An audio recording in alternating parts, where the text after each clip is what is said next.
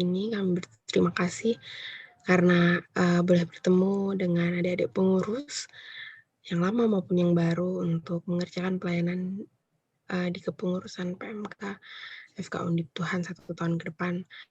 Hamba berdoa supaya sekiranya materi yang disampaikan boleh ditangkap dengan baik. Allah, kami mohon untuk menjagai sinyal, kemudian gadget kami supaya boleh lancar, tidak terputus-putus, dan kami boleh menangkap dengan utuh apa yang akan disampaikan. Kiranya isi hatimu saja Tuhan yang Engkau taruh di dalam hati kami, sehingga kami dapat melakukan apa yang menjadi kehendak Allah, bukan kehendak kami. Kami serahkan waktu-waktu ke depan dalam tangan Tuhan. Dalam nama Tuhan Yesus kami berdoa. Amin. Langsung nih, wih. Pertama, kalian pasti bakal ngantuk, guys. Jadi, tolong mencatatlah supaya kalian tidak mengantuk. Karena ini materi sebetulnya penting yang akan mendasari dan membawa banyak. Kalau saya dulu ngedengerinnya sih kasih banyak inspirasi ya pada saat 4 tahun jadi pengurus gitu. Tahun pertama dengerin, oh masih gitu. Tahun kedua, ya kemarin nggak gitu. Tahun ketiga ngedengerin lagi, harus lebih baik. Tahun keempat ngedengerin, udah lumayan lah. Tapi tetap masih ada aja yang belum dikerjain sesuai dengan yang disampaikan sama pembicaranya. Tahun kelima dan seterusnya akhirnya ngebawain.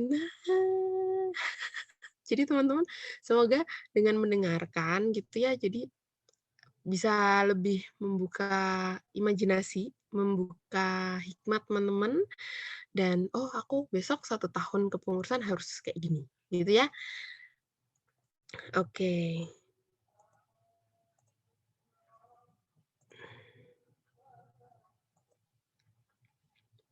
Tema kalian bagus banget loh, serving with compassion in pandemic situation gitu. Memang kita harus compassion guys. Kalau nggak ini gimana nanti? Ini kok lama banget ya ngebukanya ya. Nah, filosofi dan visi misi pelayanan medis.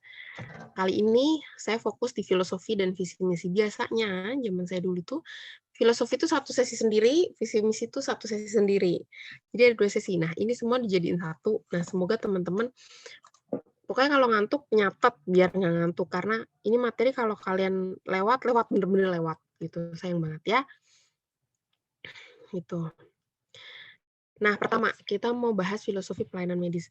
Kan filosofi itu apa, pelayanan medis itu apa, kayak gitu. Jadi biar teman-teman ngerti ngapain kita belajar itu sekarang, gitu ya. Filosofi itu dari katanya philos dan sophia, itu artinya cinta dan kebijaksanaan. Jadi cinta kebijaksanaan, gitu. Kalau di bahasa Indonesia, artinya adalah kerangka berpikir kritis untuk mencari solusi atas segala permasalahan. Nah, permasalahannya itu apa, Kak? Gitu. Pelayanan medis artinya pelayanan untuk mahasiswa medis atau untuk orang-orang yang berkecimpung di dunia medis bisa, tapi kali ini fokusnya di mahasiswa medis. Nah, balik ke tadi, apa permasalahannya sih, Kak? Permasalahannya ini, teman-teman. Permasalahannya adalah mahasiswa-mahasiswa yang masuk di FK Undip dan FK manapun itu heterogen, benar nggak? Mereka dari latar belakang yang Kak berbeda Tita, gitu. Ya, Kak Tita maaf, Kak Tita share screen-nya belum muncul. masa? Belum ya? Iya. Coba ya, aku gedein. Oh iya belum diklik share screen kan kacau. Share screen, share. Thank you, Tika. Ini udah? Sudah? Ini sebentar Kak, masih loading, Kak. Iya. Laptop saya lama nih. Gak apa-apa deh, lama-lama juga belinya pakai duit mahal. Tunggu ya, Cin. Sudah, Kak. Sudah terlihat, Udah? Kak. Sudah. Oke. Alur pelayanan mahasiswa. Jadi masalahnya itu di sini. Masalahnya adalah mahasiswa FK Undip itu masuk latar belakangnya banyak.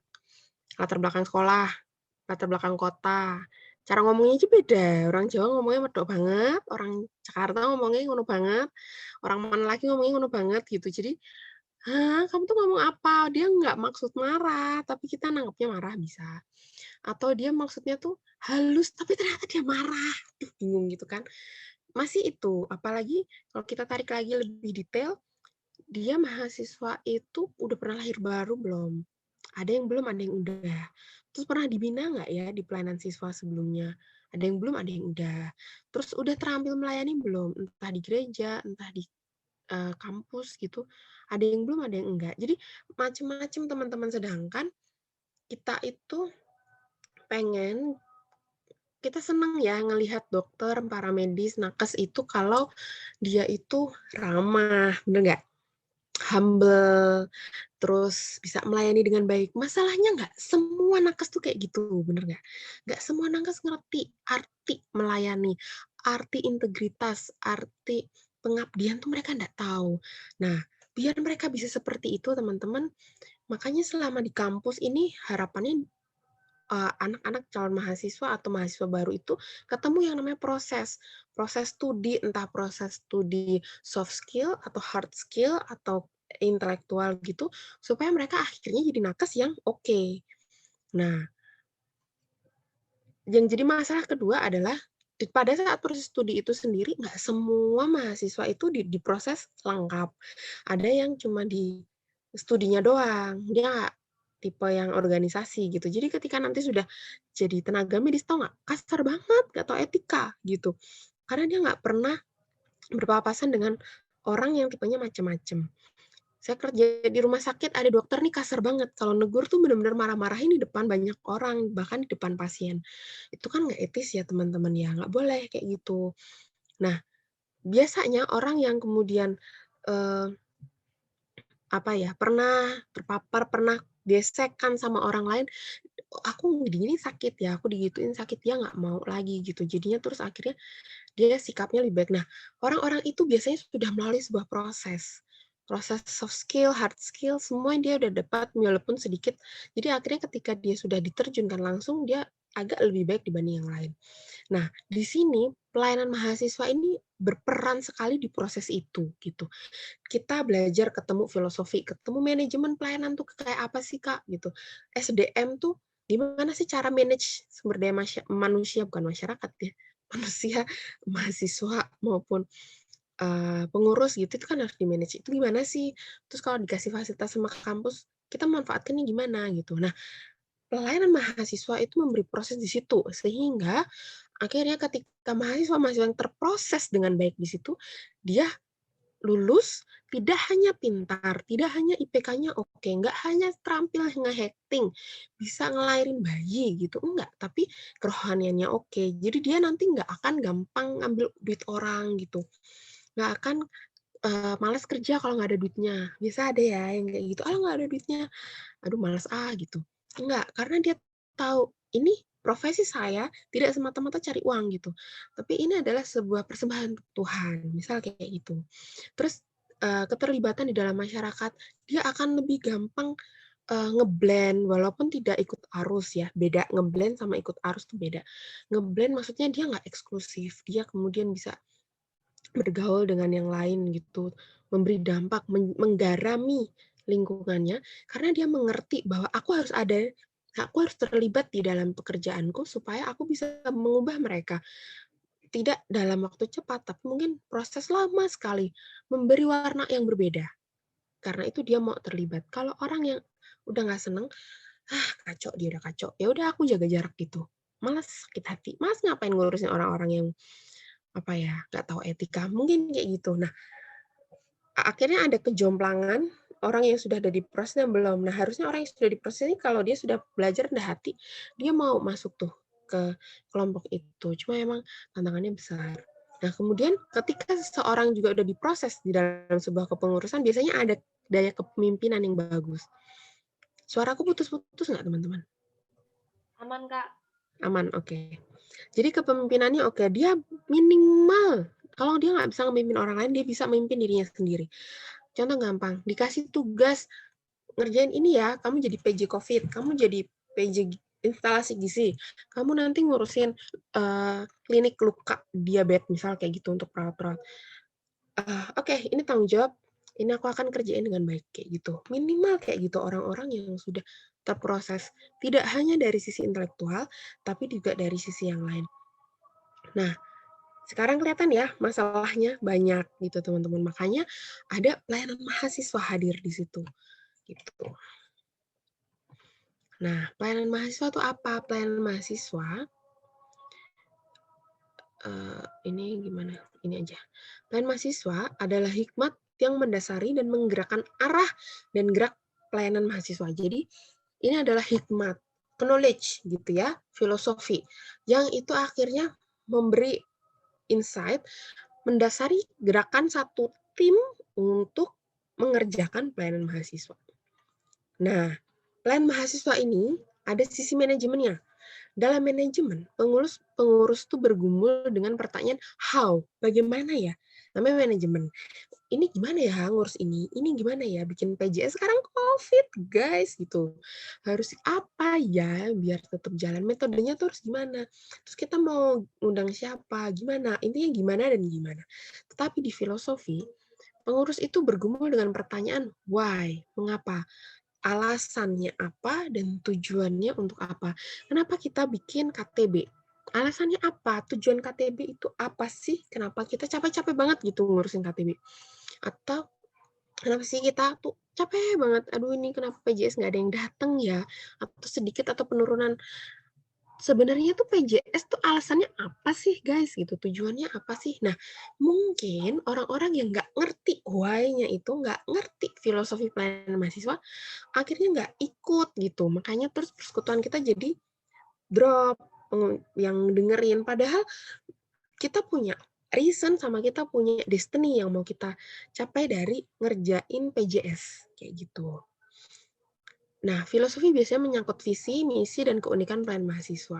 Itulah kenapa hari ini kita harus bahas biar teman-teman tuh ngerti. Oh, gitu. Oh, ini. Jadi aku lebih semangat ngerjain pelayanan 1 tahun ke depan karena ada alasan dan tujuan yang sangat luar biasa yang sedang teman-teman kerjain. Mengapa harus melayani mahasiswa? Ini mengapa yang pertama, ya. Kenapa sih, Kak, harus ngelayanin mahasiswa? Abis ini juga kelar gitu, mahasiswa juga udah gede, udah dari siswa jadi mahasiswa. Why? Kenapa masih harus dilayani sih, Kak? Pertama, teman-teman mahasiswa adalah kelompok yang khas. Khasnya apa? Kita itu kelompok orang-orang yang udah boleh kawin, bener nggak? Udah boleh nikah, sah, umurnya udah masuk. Jadi kalian itu sudah dianggap bisa bertanggung jawab lebih dari hanya studi. Tapi memang terus akhirnya karena studi di kedokteran cukup wow, akhirnya banyak yang memilih untuk nanti nikahnya, tapi kita fokus dulu sekolah. Tapi ini artinya kelompok yang khas sudah punya responsibility yang lebih gede dibanding yang lain. Terus khas apa? Sudah terpetak-petak gitu, medis sendiri, sosial sendiri, politik sendiri. Jadi sudah masuk ke minatnya masing-masing dan harapannya memang itu adalah panggilan hidup. Tiap orang itu makanya dia sekolah di FOK yang berbeda-beda. Jadi khas sekali. Nah, kalau kita sekarang di medis, it means semua orang yang ada di sini itu nanti akan terjun ke dunia medis. Masuk ke politik itu cuma 1 atau 2% aja, tapi rata-rata semua akan jadi fungsional medis gitu. Jadi sangat khas. Nah, kalau masih SMA itu kan masih ya, masih dia ini mau jadi ini, jadi nggak khas gitu. Jadi kita melayani juga beda. Melayani anak siswa itu kayak gini, aku harus melayani adik-adik untuk dipersiapkan mereka itu siap masuk ke dunia mahasiswa dan ngerti mereka mau masuk di mana. Kalau melayani mahasiswa, ini orang-orang udah jelas mau jadi dokter, mau jadi perawat, mau jadi ahli gizi, mau jadi farmasi, mau jadi dokter gigi, udah jelas. Jadi akhirnya kita mengarahkannya jadi lebih enak kayak gitu. Maksudnya khas tuh seperti itu. Terus mahasiswa ada kelompok yang potensial responsif terhadap Injil. Apa Kak maksudnya? Potensial responsif. Sangat kayak sponge, masuk terus nyerap banyak. Tapi ada orang-orang juga yang karena mungkin kepahitan atau menutup diri dengan Injil gitu, akhirnya dia ketika denger kayak denial gitu. Tapi untuk orang-orang yang biasa aja, ketika terus akhirnya ketemu Injil, mereka responsif. Why? Karena mereka udah ketemu nih kesulitan hidup yang lebih real dibanding waktu mereka SD. Bener nggak? Mereka udah lebih realistis sama kehidupan. Hidup ini susah. Aku tuh di sini kos sendiri, terus habis itu sekolahku susah, berat. Eh, aku harus mau nggak mau, bener nggak? Yang dari luar kota, aku tuh harus mau nggak mau disiplin sendiri, mandiri sendiri, cari makan sendiri, nggak kalau bangun pagi nggak boleh ada yang nggak ada yang bangunin, ibuku nggak tahu di mana, kayak gitu. Akhirnya ketika terus kemudian, ya saya tuh nggak bisa ya hidup sendiri. Ketemulah Injil. Oh iya ya, aku harus gini. Nah, akhirnya mereka sangat menyerap itu dan merespons dengan baik. Kayak gitu. Rata-rata mahasiswa tuh seperti itu. Terus akhirnya ada banyak perubahan yang terjadi di dalam kehidupan mereka setelah mereka ketemu Injil. Itu artinya potensial responsif. Nah, kenapa juga harus melayani mahasiswa gitu, teman-teman? Kalau mahasiswa Kristen terlayani dengan baik, akhirnya mereka ngerti apa itu melayani, apa itu menjadi garam dan terang. Mereka akan mewarnai kampus. Mereka akan jadi mahasiswa-mahasiswa yang berbeda, yang ngajarin nilai-nilai yang luhur, yang mungkin orang lain enggak tahu. Orang lain gampang banget TA, permisif banget sama yang namanya nyontek. You enggak, kalian enggak.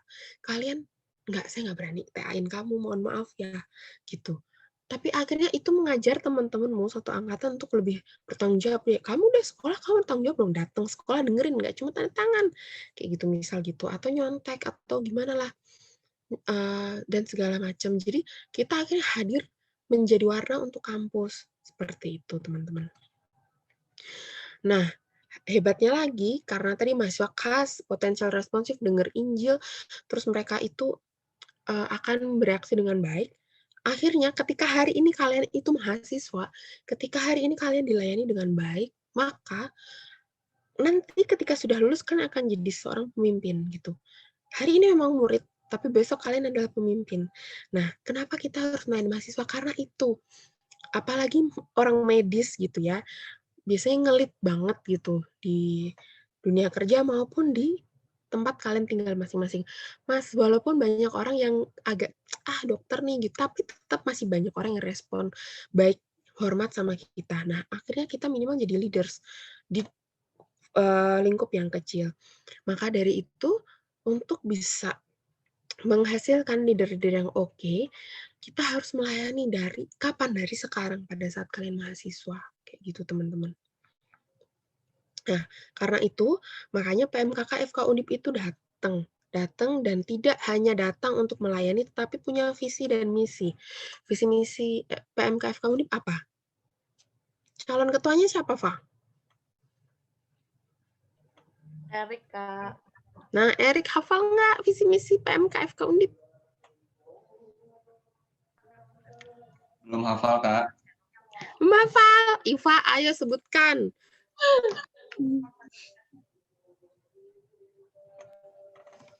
Bersatu menjadi tenaga medis yang berintegritas, profesionalitas, yang tinggi dan hati seperti Kristus. Bersatu menjadi tenaga kesehatan yang memiliki integritas, pengabdian tinggi, dan hati seperti Kristus dalam mewujudkan misi Allah bagi dunia. Ini tadi yang jadi indikator output kenapa mahasiswa baru terus kena proses harusnya jadi seperti ini. Ini adalah tujuan yang ingin kita capai.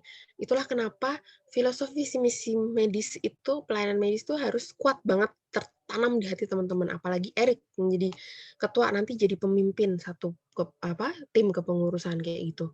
Kalau kalian miss sama visi misi ini, teman-teman, kalian nanti akan geramjang ngerjain pelayanan ini tuh dengan bingung gitu, saya tuh mau arah kemana, saya tuh mau kemana nggak ngerti.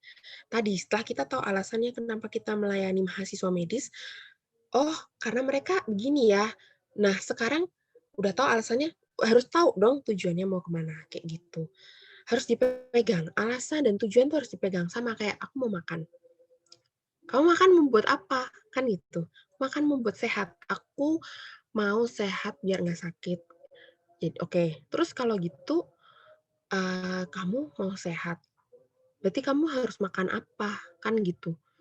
Ada yang kemudian direncanakan, nggak asal makan. makan junk food berarti dikurangi atau enggak sama sekali. Berarti harus makan makanan yang sehat kayak gitu. Karena kita tahu tujuannya saya mau sehat. Kenapa saya mau sehat sih? Nah, alasannya yang tadi.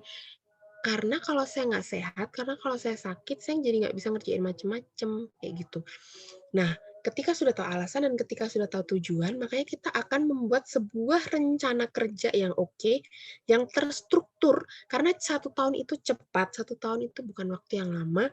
1 tahun itu akhirnya kamu akan membuat rencana-rencana kerja, bikin PJS, ngurusin KTB, jadi sisi yang lain itu terstruktur dan fokus, enggak bikin ini, apalagi memasukkan ambisi pribadi itu enggak. Nah, itulah kenapa ada visi misi PMK FK Undip gitu teman-teman. Di sini visi misinya ada 3 poin. Yang pertama integritas. Kita ngomong sama yang kita lakuin itu sama, even nggak ada orang yang ngeliat. Integritas artinya kayak gitu. Kamu tetap akan jujur walaupun orang lain nggak ada yang tahu. Kamu akan tetap buang sampah walaupun orang lain nggak ada yang tahu. Enggak terus buang sampah di tempatnya karena ada orang lain lihat, enggak. Tapi karena buang sampah itu harus tempatnya, makanya walaupun nggak ada orang, kamu tetap akan buang sampah di tempatnya. Itu integritas. Kalau pengabdian tinggi, walaupun bayarannya enggak seperti ekspektasi kita tetap melakukan pengabdian tinggi. Ini berarti kita sedang belajar bayar harga, teman-teman. Kenapa kita bisa seperti itu? Karena ada misi Allah bagi dunia yang sedang kita kerjakan. Makanya it's okay. Karena yang membuat hati saya puas itu bukan uang, yang membuat hati saya puas itu bukan gelar, tetapi misi Allah itu terwujud di dunia. Kayak gitu. Terus poin yang ketiga, hati seperti Kristus. Hati seperti Kristus itu apa? Belas kasihannya tinggi. Jadi aneh kalau tenaga kesehatan itu belas kasihannya itu 0 kayak gitu. Nah, itu sedang diproses. Adanya PMK FK Undip itu fungsinya untuk memproses itu dengan berbagai kegiatan, dengan pelatihan, dengan ceramah seperti ini, itu harapannya membuat nakes bisa memiliki minimal 3 sifat seperti ini untuk mewujudkan misi Allah bagi dunia. Itu visi misi, teman-teman. Nah, saat kita membuat sebuah visi, entah PMK, entah apapun sebenarnya ada latar belakangnya, teman-teman. Yang pertama adalah latar belakang teologis, Yohanes 3 ayat 16. Karena begitu besar kasih Allah akan dunia ini, sehingga ia telah mengaruniakan anak yang tunggal, supaya semua orang yang percaya kepadanya menjadi apa? Supaya semua orang yang percaya kepadanya tidak binasa, melainkan memperoleh hidup yang kekal. Teologisnya itu. Misiologisnya apa? Ada Matius 5 ayat 13-16, jadi garam dan terang dunia. Matius 28 ayat 18-20, pergi, jadikanlah semua bangsa muridku. Jadi dalam sebuah visi yang cuma 1 kalimat itu biasanya mengandung nilai-nilai. 2 di antara teologis dan misiologis. Kalau nggak ada itu, visinya kurang oke gitu, karena kita sedang pengen kasih tahu Yesus ini adalah anugerah buat kita, karena semua orang yang percaya sama dia nggak akan binasa, tapi juga misiologisnya untuk menyampaikan itu kita harus jadi garam dan terang, dan kita harus pergi untuk mengabarkan Injil. Itulah latar belakang visi. Yang latar belakang yang ketiga, secara psikologis, masa mahasiswa adalah masa kemandirian dan kristalisasi nilai-nilai. Jadi ada banyak mahasiswa datang saat ini itu dengan banyak pergumulan. Entah dia broken home, entah dia punya masalah insecure tentang masa kecilnya, dia korban bully dan segala macam, teman-teman. Nah, ketika kemudian di mahasiswa jebret ketemu sama kelompok yang ngajarin Yesus itu mengampuni kamu. Yesus itu terima kamu apa adanya. Masa lalumu kayak apa, kamu diterima. Terus Yesus tuh sayang sama kamu loh. Dosamu segede apa, kamu dimaafin. Nah, nilai-nilainya beda. Kalau kemudian itu yang tertanam di dalam hati mahasiswa, akhirnya itu akan mengkristal dan dia akan tumbuh menjadi seorang mahasiswa yang penuh kasih sama seperti Kristus. Tapi kalau seorang mahasiswa datang sudah dengan luka hati, datang dengan pergumulan yang nggak enak, terus dia ketemu nilai-nilainya, ya emang gitu hidup ya, udah makin keras dia gitu. Misalnya nilai-nilainya kayak gitu. Nggak ada proses mengampuni di dalam hati, nggak ada proses untuk aku mau jadi lebih baik lagi. Aku tuh di sini ada bukan kecelakaan kayak gitu. Tapi dia melihat dari sisi yang Kristen gitu ya, nilainya baik, dia akan jadi orang baik. Kalau satu nilainya jelek, selesailah dia, lulus jadi akan seperti itu gitu, kasar, hatinya keras, bebal, seperti itu teman-teman. Jadi ada di sisi psikologisnya juga. Terus ada sisi strategis, student today, leaders tomorrow. Lalu ada latar belakang visi sejarah gitu ya, dari zaman perjanjian lama sampai gerakan penginjilan sedunia. Jadi sebelum terjadi PMK FK Undip, pendiri-pendiri kita dahulu tuh sebelumnya pasti saya percaya pernah dapat camp juga yang ngasih lihat nih loh mahasiswa gitu. Ada orang-orang yang menangkap bahwa Injil ini harus disebarkan ke seluruh dunia gitu. Terus bikin gerakan penginjilan sedunia, terus habis itu dia sampailah ke Semarang gitu loh.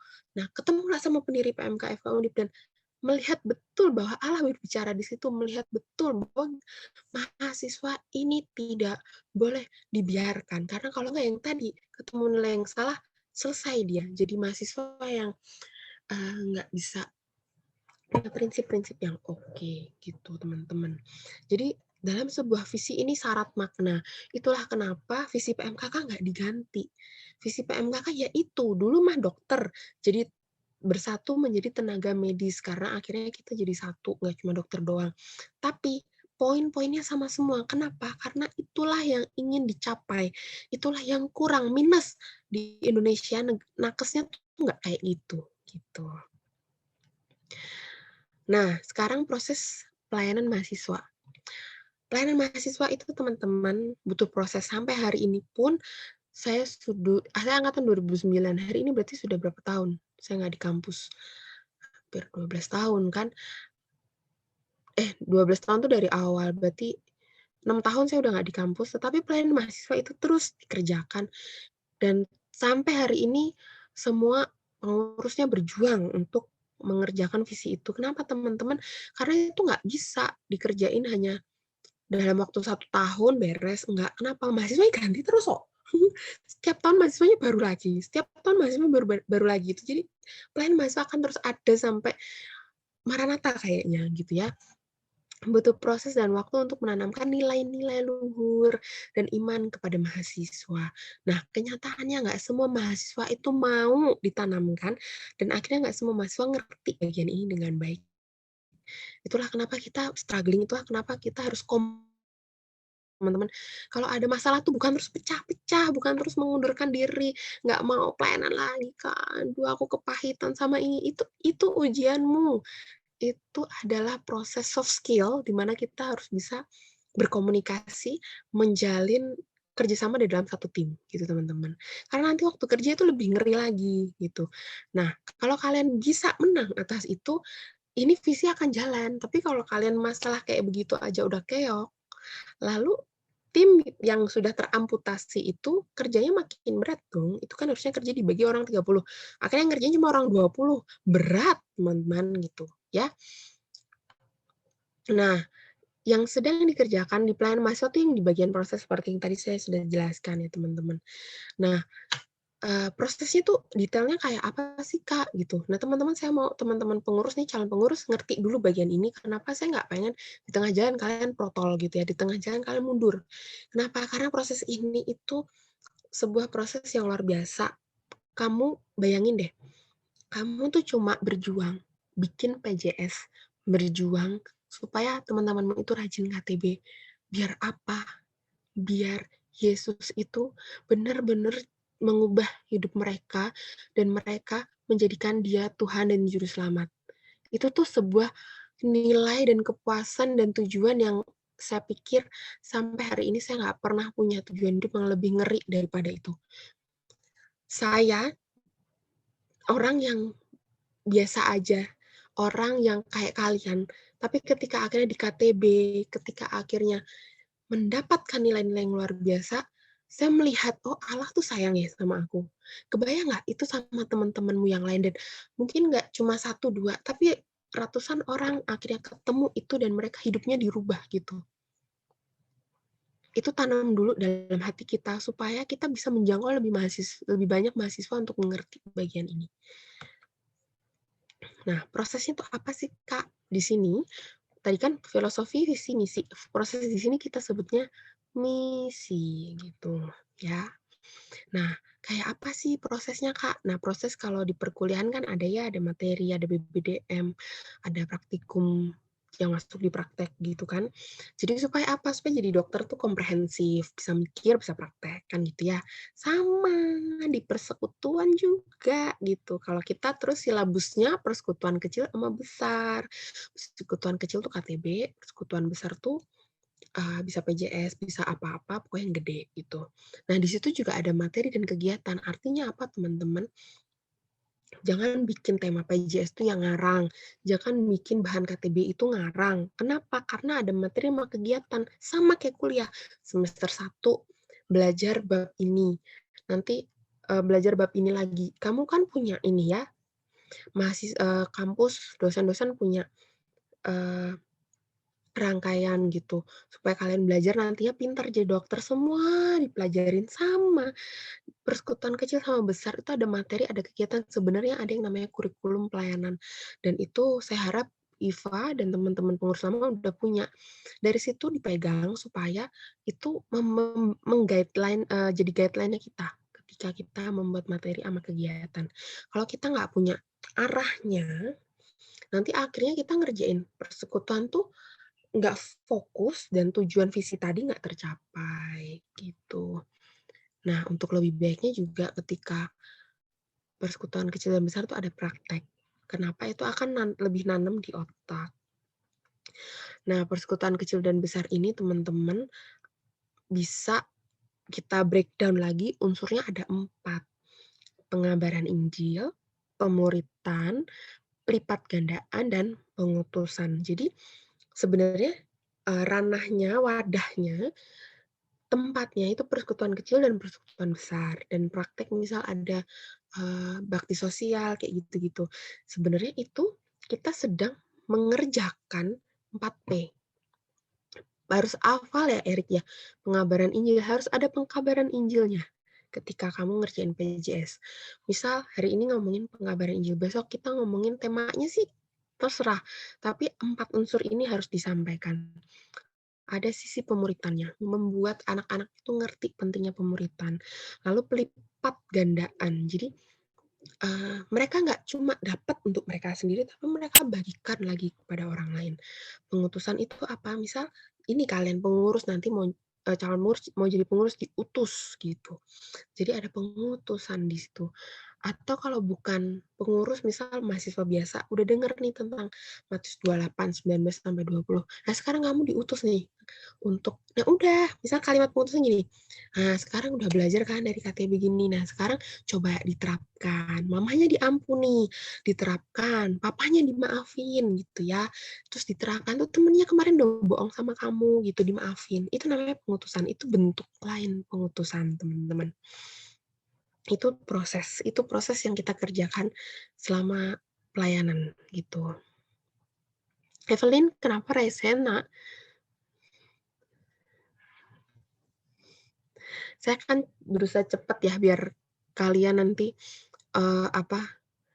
bisa kalau ada yang mau nanya gitu. Nah, tadi saya jelasin lagi sesuatu 4P. Yang pertama penginjilan, supaya mahasiswa baru atau lama percaya dan menerima Kristus sebagai Tuhan dan Juru Selamat pribadinya. Gitu, caranya macam-macam. Bisa dari KTB, bisa dari PJS, bisa ikut kata kota Semarang tuh yang biasa dibikin tiap tahun ada. Daripada pusing-pusing, udah semua aja mahasiswa baru suruh ikut, diwajibin. Terus KTB itu biasanya KTB pertama di Injili Yesus tuh gini, kamu mau terima nggak? Kayak gitu-gitu. Nah, penginjilan ini tujuannya agar tertarik kepada kekristenan, mau mendengar dan mempelajari isi Alkitab, mau bertobat dan menjadi murid Kristus. Sebenarnya tujuannya nggak cuma mahasiswa Kristen. Sebenarnya kamu ngerjain ini sama orang lain juga boleh. Gitu. Metodenya bisa PI melalui persahabatan, belajarnya dari training lain, bisa KTB pakai bahan pipa, PB, KKR, KMPI, atau pakai buku, pakai traktat. Dulu saya pernah tuh ngebagiin traktat ke adik-adik KTB-ku dulu, zaman dulu. Diakonia, kayak begini. Terus seminar atau diskusi yang terbuka untuk mahasiswa non-Kristen. Misal mau bikin seminar, heboh banget ya. Bisa sampai kayak gitu tuh metode. Terus penekanannya adalah mengandalkan kuasa Allah melalui doa dan kesaksian hidup. Jadi kalau penginjilan itu kesaksian hidup yang sangat kita harapkan, karena itu yang kemudian biasanya akan life changing ke banyak orang. Nah, P yang kedua adalah pemuritan, supaya mahasiswa telah lahir baru yang tadi udah terima Kristus bisa memiliki kualitas murid Kristus gitu. Tujuannya apa? Setelah percaya sama Kristus itu nggak cukup, teman-teman. Mereka harus bertumbuh dalam pengenalan akan Allah dan kehendak-Nya. Karena biasanya gini, kalau dia cuma, aku kan orang Kristen, aku diterima Kristus, tapi terus doanya tuh kayak, Tuhan saya mau gini. Saya sedih sih, ada satu adik KTB, bukan anak FK. Barusan nikah, adik KTB gue barusan nikah, terus dia bilang, tahun sekian aku mau hamil, tahun sekian aku gini, tahun sekian aku mau kaya. Lu pikir enak gitu hidup menurut kehendakmu sendiri? Enggak. Kita tuh berdoa biar kehendak Allah jadi, bukan begitu. Itu enggak pas gitu ya. Berarti saya gagal memuridkan dia gitu. Proses pemuritan ke adik itu tuh tidak terjadi dengan baik. Nah, kayak gitu maksudku. Jadi tujuan pemuritan entah di KTB, entah di PJS gitu, entah di metode yang lain yang dikerjakan, itu tujuannya adalah supaya anak-anak ini mengenal Allah dan kehendak-Nya. Terus bertumbuh dalam persekutuan dengan Tuhan dan sesama. Jadi nggak terus undur dari persekutuan gereja, dari persekutuan di kampus gitu, enggak. Terus bertumbuh dalam berbuat baik dan kebiasaan-kebiasaan baik. Mengenal diri sendiri dan kerinduan melayani. Kenal bahwa aku tuh ternyata diselamatkan Kristus ya. Oh, ternyata ada banyak orang yang butuh keselamatan ini ya. Ya udah, berarti aku mau melayani juga gitu. Terus semakin menuhankan Kristus. Menuhankan Kristus itu gimana? Yesus nomor 1. Rajanya nih di sini sama di sini tuh Kristus, bukan dia lagi. Kalau mau ada apa-apa nanya Tuhan dulu, kayak gitu. Itu pemuritan gitu ya. Metodenya kelompok kecil atau KTB, persekutuan besar, PJS, terus bisa seminar, training, camp, retreat.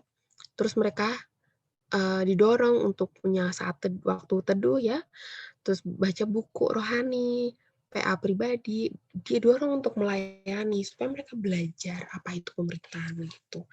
Penekanannya, pembinaan melalui kelompok kecil, jadi ditanamkan supaya kamu tuh butuh KTB, terus self study. Tapi KTB itu nggak cukup. Nah, buat saya KTB itu nggak cukup. Karena KTB nggak cukup, makanya saya tetap KTB, nangkep ya. KTB buat saya nggak cukup. Jadi saya harus baca buku sendiri di luar itu gitu. Karena KTB cuma 2 jam, yang dibahas nggak banyak, seminggu sekali doang juga. Padahal saya hidup kan nggak cuma seminggu sekali gitu. Makanya saya tetap self study, baca buku, BR gitu, itu memperkaya saya gitu ya. Diajarin adiknya untuk seperti itu. Terus setia dalam perkara-perkara kecil. Saat ini baru jadi si doa di pengurus, nggak apa-apa deh. Tahun pertamaku dulu si doa, habis itu si KTB, terus ketua, terus dewan pengarah gitu. Nggak apa-apa gitu. Kalau kamu setia dalam perkara-perkara kecil, nggak cuma Tuhan yang lihat, temenmu sendiri pun lihat. Sehingga nanti kamu akan dipercaya perkara besar. Nah, kalau kalian sekarang nih, udah dipercaya perkara besar, terus jangan jadi orang yang nggak capable gitu. Jadi orang yang punya responsibility yang kuat dan baik. Buktikan bahwa kamu bisa setia dan bertanggung jawab gitu. Terus 4P yang ketiga, lipat gandaan. Supaya setiap murid bisa menjadi pembuat murid. Jadi murid-murid yang tadi udah belajar, akhirnya dia ngajarin orang lain lagi. Sehingga terjadi regenerasi. Nggak mungkin Iva jadi ketua terus gitu ya. Nggak mungkin. Terus pelipat gandaan jumlah murid maupun pembuat murid.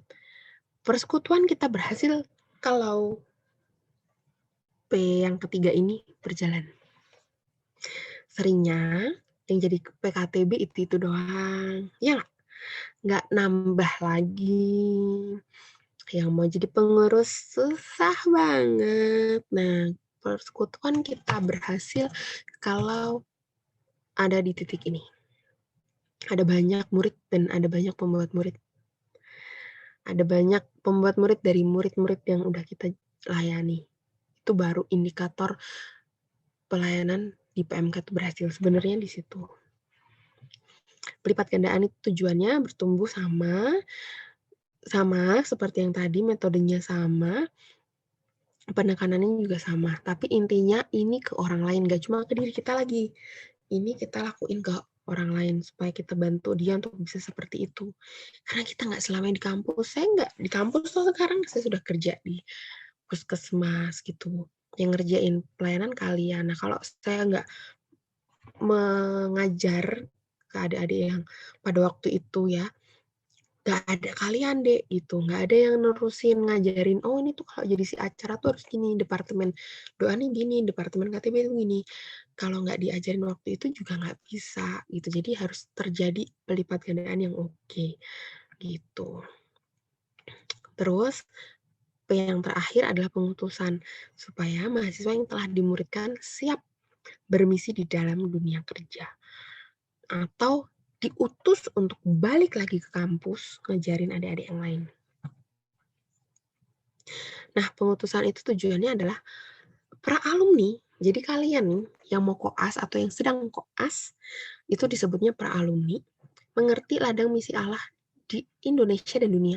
Sedih ya, kadang kita menekankan besar di pengajaran dan pembinaan iman, tapi kadang kita di PMK nih justru kurang untuk membukakan ladang misi Allah di Indonesia dan dunia. Saya cukup kaget ketika saya menikah dengan suami saya kan dari NTT. Saya baru lihat kondisi NTT itu ya dari suami saya gitu. Gitu. Lama di kampus saya nggak pernah dengar gitu teman-teman, sedih banget. Akhirnya terus kita nih lulus pikirannya menjadi spesialis, pikirannya jadi CPNS, pikirannya kecil, padahal ladangnya gede gitu. Padahal banyak yang bisa kita kerjain. Nah, pra alumni harus dibukakan itu, gitu bahwa ada banyak. Dan gak cuma di Indonesia, di dunia, gitu ya. Terus tujuannya pra alumni mengetahui panggilan ganda Allah dalam profesi mereka setelah lulus. Harapannya tuh lulus udah ngerti, mau kemana Iva? Mau ke sini Kak. Tuhan udah panggil aku sini Kak. Gitu. Harapannya gitu, tapi biasanya gini, gak tahu nih, belum tahu. Aku masih bingung mau ngambil ini atau ini ya, masih bingung. Karena tidak dipersiapkan untuk bergumul tentang panggilan dari kuliah gitu. Terus membina mereka agar lebih siap menghadapi kehidupan dan pelayanan sebagai alumni. Kenapa? Kehidupan sebagai alumni itu berat. Nggak gampang guys ternyata gitu. Dan pelayanan sebagai alumni itu tantangannya juga gede. Kenapa? Karena kita udah nggak terikat. Alumni-alumni udah punya hidupnya sendiri, udah punya keluarga-keluarganya sendiri. Jadi hanya orang-orang yang mengerti pentingnya bersekutu itu nanti yang akan bisa jadi sama-sama partner dalam pelayanan gitu.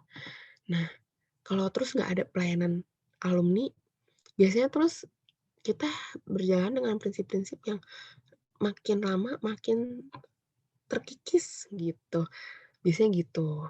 Itu yang kadang 1-2 kali saya alami ketika aku nggak ikut pelayanan alumni gitu teman-teman. Jadi sedih banget. Nah, mari kita mengajari mereka untuk lebih kuat. Makanya saat teduhnya harus oke. Bisa PA mandiri. Supaya ketika alumni, mereka bisa PA sendiri gitu. Gitu. Nah, metodenya apa? Metode KTB pra alumni, persekutuan seminar, kelompok diskusi bagi alumni, seminar misi, mission trip, utus ke misi, kayak gitu ya. Misal mission trip mau ke tempat suami saya gitu ya, mau ke pedalaman di Soe gitu, boleh gitu. Mission trip, biar tahu gitu, biar tahu kondisi di sana tuh kayak apa. Boleh, atau mau ke Papua, ada juga alumni kita di sana, boleh. Penekanannya, kemampuan mengantisipasi apa yang akan dihadapi dan bagaimana menghadapinya. Terus menyadari pentingnya belajar. Teman-teman, banyak, sedih sih kalau ini saya bagian ini, banyak alumni-alumni medis nggak pernah terpapar misi. Sekalinya terpapar di camp yang ekstrim, radikal, terus akhirnya mereka mengalami euforia misi. Mereka menyerahkan diri untuk misi, dan ketika mereka udah dikirim sampai di tempatnya, mereka kaget, ternyata berat. Ternyata hidupnya sama sekali berbeda dengan hidup yang sekarang mereka alami, tidak nyaman. Saya nggak mau itu terjadi di anak-anak FK Undip, apalagi jebolan PMK. Kenapa? Ya kamu harusnya udah tahu kalau mau bermisi itu berat, teman-teman. Gampangnya gini aja. Di Soe, di tempat suami saya, air ini susah banget. Kamu bisa nggak mandi, berangkat kerja tuh nggak mandi, cuma cuci muka sama sikat gigi.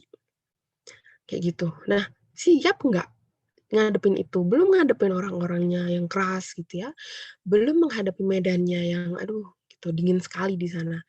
Jadi kalau mau bermisi tahu dulu. Nah, PMK itu harusnya bisa ngasih tahu itu, jangan cuma ngasih tahu yang bagus-bagus.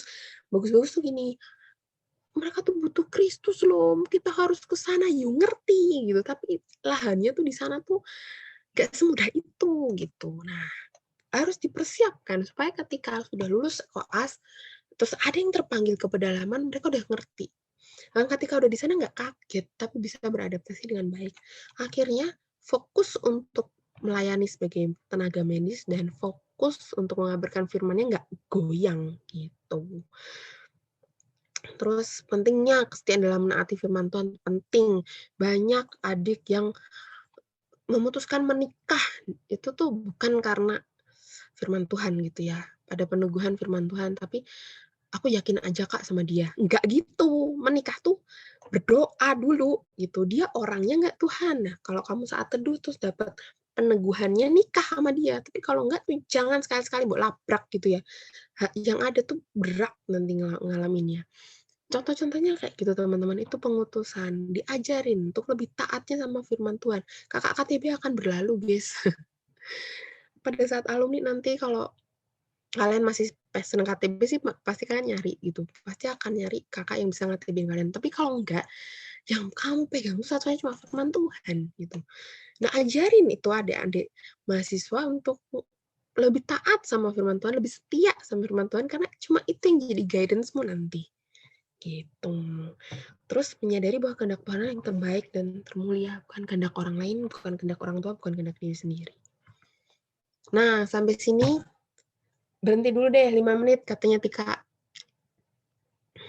Tarik nafas dulu, minum dulu sebelum kita beranjak ke apa? Ke sini. Ke karakteristik pelayanan mahasiswa. Gimana Tika?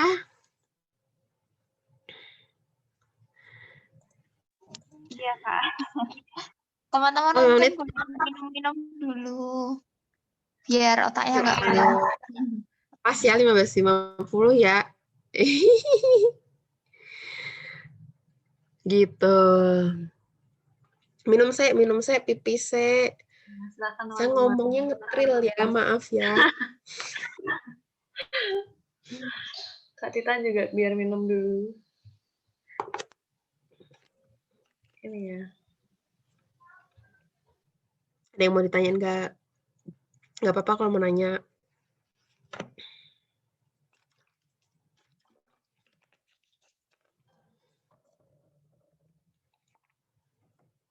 Sampai sini nangkep nggak tapi? Biasanya Iva terus gini, aku baru tahu sekarang. Ya kan, Pak? Kok Kak Tita baca pikiranku ya, Kak? Enggak, itu semua, itu pikiran semua yang bakal jadi mantan ketua. Ini sih Kak, aku mau nanya, berarti kan dari kondisi-kondisi yang Kak Tita bilang di bagian alumni-alumni sebenarnya kenyataannya tuh lebih susah daripada yang kita pikirkan awalnya. Nah, bagaimana secara realnya apa ya, kayak visi misi PMK tuh benar-benar Kakak, kan Kakak diproses nih di PMK. Nah, mungkin Kak Tita bisa bagiin kayak yang benar-benar Kak Tita apa ya, berefek banget di bagian sebagai alumni saat ini apalagi di profesi gitu. Kalau aku tuh yang berdampak ya, yang terus akhirnya berakar gitu ya. Sebenarnya 3 poin dari visi misi tuh kepake banget sih pada waktu udah kerja gitu. Kepakainya gini, ke integritas nih ya. Aduh Dek, kalau di puskesmas tuh Dek, banyak orang nih kayak permisif banget bikin SPJ, tapi kegiatannya nggak jalan. Biar duitnya turun, kayak gitu. Aduh, bergumul banget gitu. Pusing. Terus akhirnya aku benar-benar, udahlah aku nggak usah masuk di kegiatan yang banyak duitnya, nah pusing aku bilang gitu. Terus kalau emang dipasrahin kegiatan yang ada duitnya, aku benar-benar jalanin. Gitu. Terus Pokoknya jangan sampai duitnya tuh dimakan sendiri, nggak boleh. Kayak gitu. Atau kalau memang nggak ada waktunya, ya udah 2 kegiatan yang jadi 2 hari dibikin jadi 1, tapi tetap SPJ 2, tapi 2 kegiatan ini jalan gitu loh. Karena kan kalau lagi Covid emang nggak boleh sering-sering kumpul ya. Tapi bener-bener kamu lakuin dengan sepenuh hati, duitnya tuh habis buat mereka bukan buat kamu, kayak gitu-gitulah. Kalau integritas, kalau pengabdian, misal gini ya, puskesmas tuh kan gampang ya, nggak kayak kerja di IGD sebenarnya. Tapi itu banyak dokter nih yang nggak mau acting. Jadi acting kecil tuh, udah rumah sakit. Udah rumah sakit. Jadi gampang banget kayak gitu. Padahal dia punya skill untuk kerjain itu dan kalau dia udah tolong platform BPJS tuh bukannya sama BPJS. Itu tuh bisa oke gitu loh, rumah sakit nggak terbeban, kita juga platformnya tuh kan juga dikasih gitu ya, bisa di puskesmas kalau dia memang tercatat di puskesmas kita gitu. Ya kan nggak apa-apa toh acting cuma sedikit sebentar, banyaknya tuh nggak mau. Nah karena jiwa pengabdiannya tuh kurang gitu. Terus yang tadi yang terakhir Pak? Integritas, pengabdian tinggi dan Seperti Kristus. nah kalau hati ini belas kasihan sih. Kadang nih kalau belas kasihan tuh banyak hal. Mengampuni teman sama teman. Ada masalah sama teman kantor, berat kayak apa kita harus belajar untuk mengampuni dia. Kita berhati seperti Kristus. Terus belas kasihannya tuh muncul. Masa orang lain yang dokter nggak Kristen bisa mengasihi kayak gitu, kita enggak, kita malah tega gitu. Nah itu saya belajar banyak ketika sudah di alumni gitu, dan ketika sudah pernah dapat sebelumnya, kayak Roh Kudus tuh kayak recall gitu. Tapi kalau ada hal-hal yang ternyata aku dulu nggak pernah belajar, memang terus aku kenapa ya kayak gitu, lebih kayak bergumul gitu loh. Gitu pada saat sudah alumni. Nah, prosesnya yang aku bersyukur itu di PJS itu pada waktu itu pernah dibukain, kenapa sih pentingnya PMK gitu pas aku awal-awal mahasiswa. Saya tuh dulu mahasiswa ada PMK tuh nggak mau datang loh. Jangan salah. PMK pertama itu penyambutan anak 2009 aku nggak datang, tahu. Apaan sih? Emang. Jadi saya itu nggak mahasiswa yang oke. Saya mau mulainya dengan bukan sebagai mahasiswa yang rajin. Apaan sih? Aku kan aktif di siswa gitu gaya. Dan MPP bukan wajib toh. Iya nggak? Nah, kamu tahu? Aku nggak datang latihan pertamanya yang nyari suara. Oh, terlalu.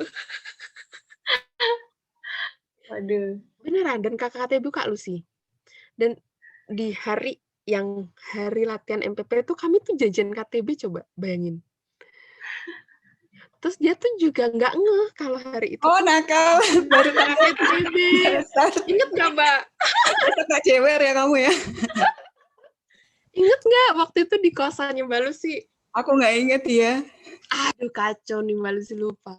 Itu tuh bener-bener terus kita KTB, terus Mbak Lucy tuh yang inget loh. Tak, bukannya hari ini kamu latihan latihan MPP?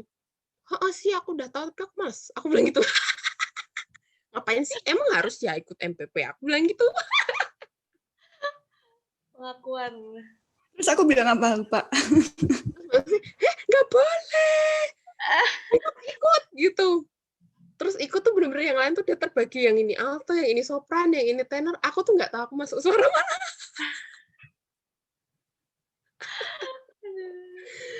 Gitu. Nah terus diajarin, oh gini tuh. Ya udah tuh akhirnya malah rajin PMK. Gitu. Memang harus ada orang-orang yang sabar, Dek. Ajarin, Mas tahu. Nah, tuh kadang tuh nggak tahu. Mahasiswa tuh kadang nggak tahu. Oh ini ternyata fungsinya buat ini. Gitu. Oke, Kak. Dan kayak semua mahasiswa terus kalau udah dikasih tahu nolak. Nyatanya kalau aku udah dikasih tahu, besok ikut ya? Iya deh, padahal malas tapi berangkat. Tapi terus akhirnya karena atmosfernya beda ya, kan emang enak ya gitu.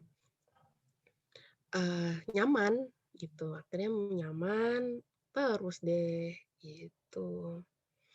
Ini bener-bener dari realistisku ya waktu itu dari sisi mahasiswa yang terus akhirnya malah jadi ketua PMK apa-apaan ini.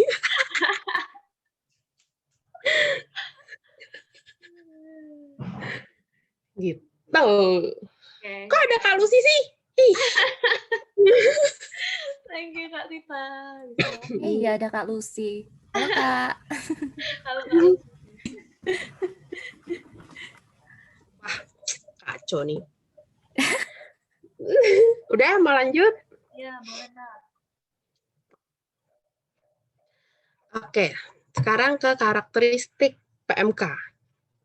Kita harus paham teman-teman, ini poinnya banyak, tapi harus dipahami, dimengerti, biar kalian itu tidak terjebak di dalam kok PJS sama aja ya sama di gereja. Pernah nggak denger teman-teman mahasiswa ngomong gitu? Halah, aku ya di gereja ya dapat juga, ngapain ikut PJS? Pernah nggak denger kayak gitu? Karena PMK kita nggak berkarakter, gitu.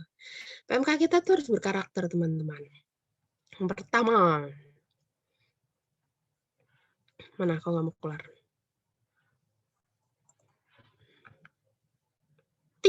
Bible movement. 2, prayer movement. 3, evangelism movement. 4, discipleship movement. 5, interdenominational movement. Indigenous and contextual movement. Student initiative and responsibility. Yang terakhir, faith and science integration. Nah, ini karakteristik PMK kita dan KTB kita gitu. Semua kegiatan yang dikerjakan di PMK tuh harusnya karakteristiknya kayak gini. Biar apa? Biar ada bedanya sama yang lain, gitu ya. Yang pertama, Bible movement. Penjelasan yang ini tuh yang panjang tuh tentang penjelasannya. Nanti aku coba jelasin ya, biar kalian paham. Bible movement adanya ketundukan kepada otoritas Alkitab, bertumbuhnya kegemaran terhadap Alkitab, mendengar, membaca, mempelajari, menghafal, merenungkan, dan melakukan. Makanya di PMK itu diajarin di PMK itu diajarin untuk membuka Alkitab, mengambil intisarinya gitu ya, mempelajari berarti. Terus ada menghafal ayat, merenungkan, terus melakukan. Harapannya karena kita sedang tidak mengajarkan prinsip kita atau prinsip gereja kita, bukan. Di sini kita sedang mengajarkan Alkitab dan kita tunduk kepada Alkitab. Jadi Alkitab itu punya otoritas di dalam hidup kita.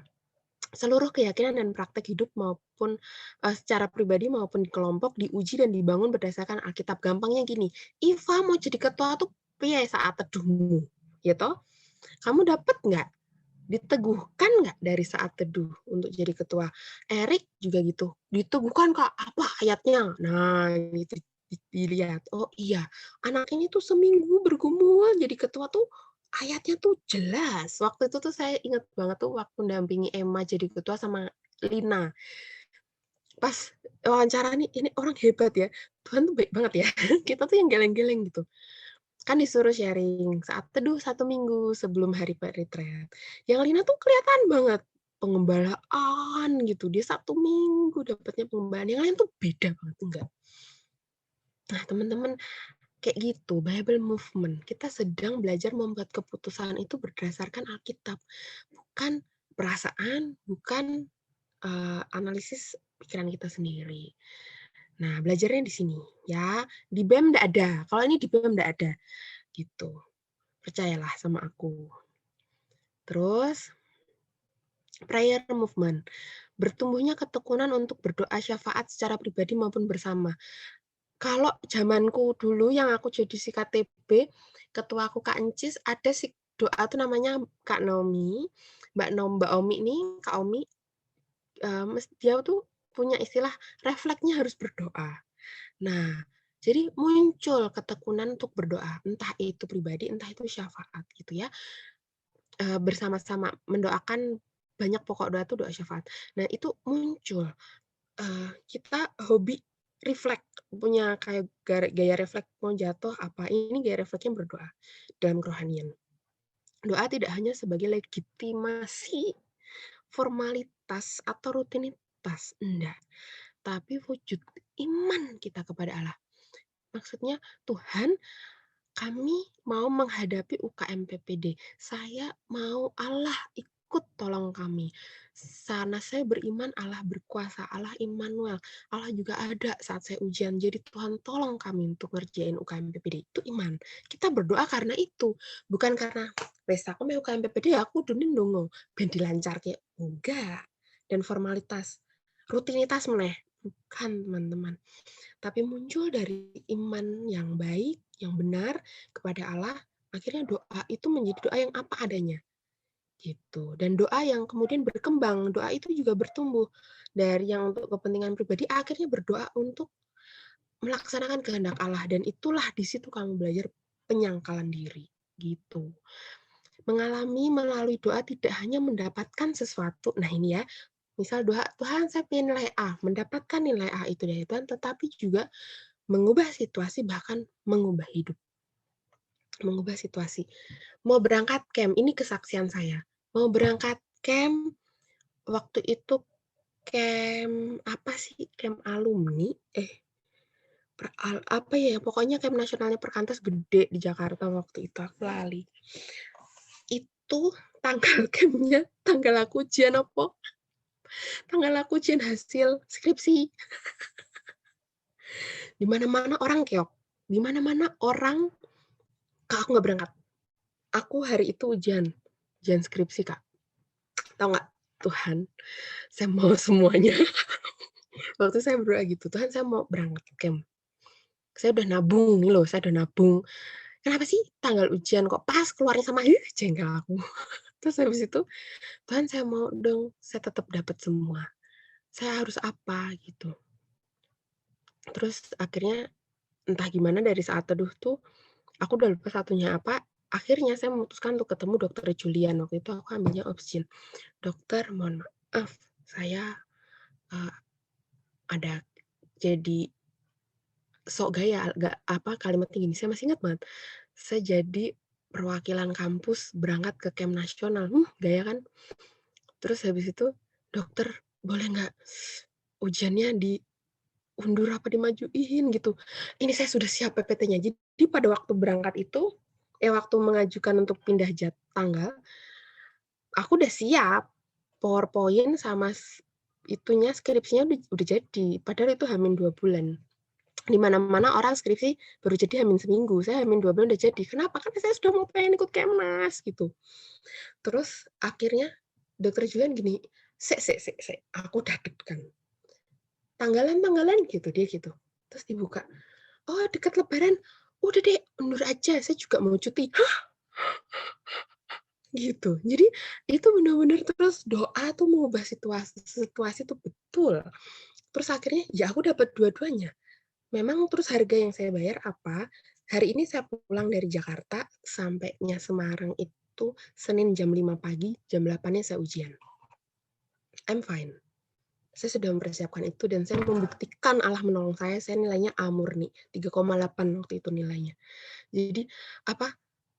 Ketika kita melihat bahwa Tuhan bisa mengubah situasi, tapi posisinya ini bukan karena semata-mata saya pengen ikut Kemnas, tapi karena saya melihat di Kemnas itu ada hal-hal yang pasti bisa meneguhkan panggilan hidup yang sedang saya gumulkan waktu itu gitu. Tuhan mau berbicara di situ. Nah, saya mau datang Tuhan. Saya memperjuangkan dan saya beriman untuk datang. Saya perjuangkan iman saya dan ternyata Tuhan kasih kesaksian besar waktu itu buat saya pribadi. Nah, dan akhirnya itu mengubah hidup dan menambah iman. Jadi doa itu kayak gitu. Itu yang harus kau ajarkan ke mahasiswa. Nggak cuma doa, ya kita rajin doa ya. Ini apa ya nih? Enggak. Tapi benar-benar berdoa yang muncul dari iman, muncul dari pengenalan yang bertumbuh kepada Tuhan. Terus evangelism movement, sorry ya, ki fotonya kok cewek-cewek gosip. Nah, harusnya evangelism tuh gitu. Jujur ini foto aku nggak terlalu seneng, tapi ini merepresentasi banget evangelism tuh kayak gitu teman-teman, kayak gosip. Jadi berkembangnya penginjilan melalui friendship dari mahasiswa ke mahasiswa. Pemberitaan Injil tuh gitu loh. Ya ampun, aku seneng banget, ya ampun. Aku pernah kayak gitu ke temanku yang muslim. Kamu kenapa sih, Ta? Gitu. Beda banget ya, dulu nggak pakai masker ya, tolong gitu. Ketemu terus juga. Kamu kok hari ini cerah digituin sama temanku. Iya, aku seneng. Kenapa? Aku cerita dong saat teduhku gitu. Dan mereka ternyata nggak nolak. Wow, amazed. Padahal waktu itu kupikir teman-temanku itu tuh kayak bakal jijik atau nolak. Enggak loh, ternyata mereka dengerin bener-bener. Wow, gitu. Itu pengalaman yang luar biasa. Nah, pemberitaan Injil yang terintegrasi dengan kesaksian hidup mahasiswa itu lebih didengerin. Sama nggak cuma mahasiswa Kristen, tapi juga sak kabeh-kabeh nih. Mau ujian koas anak, saat teduh dapatnya Musa membelah laut. Oh, berarti ujianku susah, tapi aku bisa. Nah, itu kan terintegrasi sama kesaksian hidup mahasiswa ya, pada waktu sekolah. Itu akan lebih nancep ke dalam hati orang yang dengerin, walaupun dia juga nggak berubah imannya. Tapi minimal dia tahu ada Allah, Allahnya Tita, gitu, atau Allahnya Iva, Allahnya Erik nih, hidup. Nah, minimal mereka tahu itu, gitu. Kan kita bebannya PI, nggak mengkristenkan orang, jangan salah ya. Kita hanya pemberitaan Injil. Terus bukan perpindahan dari gereja satu ke gereja yang lain, tapi bertambahnya jumlah mahasiswa yang diselamatkan dan bersedia dimuridkan. Mahasiswa Kristen itu belum tentu terima Kristus, belum tentu juga mau dimuridkan. Jadi jangan terus punya beban, oh berarti saya kudus yang Islam jadi Kristen, Katolik jadi Kristen. Oh, enggak harus seberat itu targetnya, tapi minimal satu mahasiswa Kristen tuh semua diselamatkan. Banyak yang udah Kristen tapi benar-benar belum terima Kristus, baru terima Kristus betul-betul di kampus. Nah, buatlah PM kamu tuh sebagai home yang seperti itu. Rumah yang kemudian di situ memang terjadi, kalau tuh kayak gini, tapi ada pengampunan gitu ya. Orang bisa kritik tajam, tapi terus dia tetap terima orang itu apa adanya, seperti Kristus masih terima kita apa adanya. Jadilah seperti itu dan bergeraklah dalam pemberitaan Injil dengan baik. Terus small group movement. Kita mainnya kelompok kecil KTB, bertambah jumlah mahasiswa yang dibina dalam KTB. Jadi gerakan PMK itu di KTB, nggak semua fakultas di Undip punya KTB yang oke. Saya bersyukur FK Undip masih terus memperjuangkan bagian ini ya. Terseok-seok nggak apa-apa, yang penting diperjuangkan gitu. Karena memang ini kekasannya PMK mahasiswa, kekasannya PMK siswa juga gitu. Jadi semua group movement. KTB yang bertumbuh dalam ketaatan kepada firman Tuhan, menuju keserupaan dengan Kristus gitu ya. Nah, sebenarnya KTB itu tulang punggungnya PM. Benar nggak? Ketua Korbit departemen. Sebenarnya yang kamu urusin tuh di bawahnya tuh ya orang-orang yang masuk di dalam KTB gitu. KTB itu pondasinya PMK. Kalau kamu nggak punya KTB, persekutuanmu nggak oke.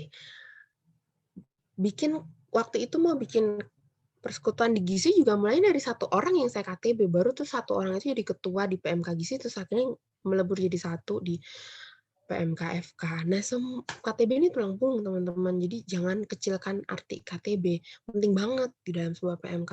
Nah, kalau PMK kamu udah oke, KTB-nya ternyata kurang kuat, yuk mari kita kuatkan gitu.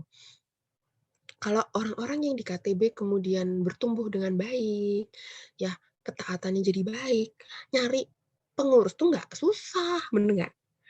Terus nyari orang-orang yang diutus untuk bermisi di BEM, di Senat, di PMKS, di PMK Undip, yang satu Univ itu juga nggak susah, karena ada orang-orang yang diberi beban oleh Tuhan, yang mendapati itu di KTB gitu. Jadi KTB ini tulang punggung pembinaan banget. KTB bukan hanya salah satu bagian program, tapi PMK lah yang terdiri dari KTB, ya. Jangan dibalik, itu program PMK enggak, justru dari KTB jadi PMK. Gitu. Nah, ini penting, harus saya tekankan berkali-kali. dengan cukup tegas ya, interdenominasi. Kita bukan disetir oleh sebuah gereja. Jangan sampai kalau memberi kesempatan perorangan dari gereja itu terus yang jadi pembicara. Enggak, harus bisa macam-macam dan jangan mau disetir sama dia. Karena apa? PMK itu tidak didominasi, apalagi disetir oleh gereja tertentu. Enggak. PMK itu PMK. Kita di bawah BEM, teman-teman, dan di bawah Kristus. Ya, bukan di bawah gereja tertentu. PMK tidak dijadikan sarana untuk merekrut anggota gereja. Karena gereja kan nanti dapat persembahan. Gereja makin kaya. Enggak. PMK bukan untuk itu. Kita menghormati denominasi gereja manapun yang ada di PMK. Kamu dari GKJ, HKBP, kamu dari GBI, GPDI, GPIB, GKI, boleh. Semua ada di sini. Enggak apa-apa, dihormati. Apa ya terus Tuhan, kalau satu berdoanya, gitu, sampai nyanyi sampai lompat-lompat, yang satu nyanyi cuma bisa diem. Apa Tuhan itu enggak menghormati, saya tanya? Enggak kan? Tuhan itu menghormati selama hatimu sungguh-sungguh menyembah Dia. Selama hatimu itu sungguh-sungguh fokusnya Tuhan. Tuhan menghormati itu. Jadi jangan pernah mendiskreditkan, apalagi bilang, ini PMK nggak ada rohnya. Salah banget teman-teman, nggak boleh. Interdenominasi itu khasnya PMK. Yang kita angkat tuh benderanya PMK FKU ini bukan bendera gereja X, gereja A, gereja B, salah besar. Bukan. Ya, apalagi kalau bikin retreat, copy paste dari retreat di gereja ini enggak boleh. Enggak boleh. Kenapa? Kondisi pergumulan mereka di sana sama.